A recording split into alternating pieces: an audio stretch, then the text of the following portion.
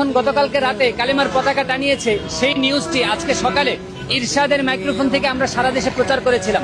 কিন্তু দুর্ভাগ্যজনত সকাল 11টায় নিউজ করার পর এখন সম্ভবত বিকাল 4টা বাজে আমরা যখন শুট করতেছি, ঠিক এই সময়টাতে সে পতাকাগুলো কে বা কারা উদ্দেশ্য প্রণোদিতভাবে খুলে নিয়ে গিয়েছে।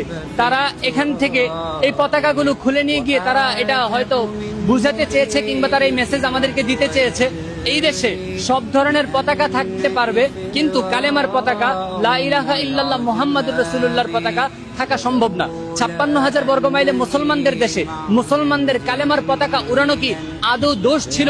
এটা সরকার দায়িত্বশীল এবং প্রত্যেকের কাছে আমাদের দর্শকদের, গোটা বাংলাদেশের প্রত্যেকটা তাওহীদবাদী মুসলিম ভাইদের জানার মতো একটি বিষয়। আমরা জানতে চাই, আমরা কি আমাদের পতাকাগুলোকে স্বাধীন দেশে আমরা কি মুসলমান হিসাবে কালেমার পতাকা উড়াতে পারবো না? এই কি তবে আমাদের স্বাধীনতা? বাইরে 99% মুসলমানের রাষ্ট্রে এই বিষয়টা মানা যায় না।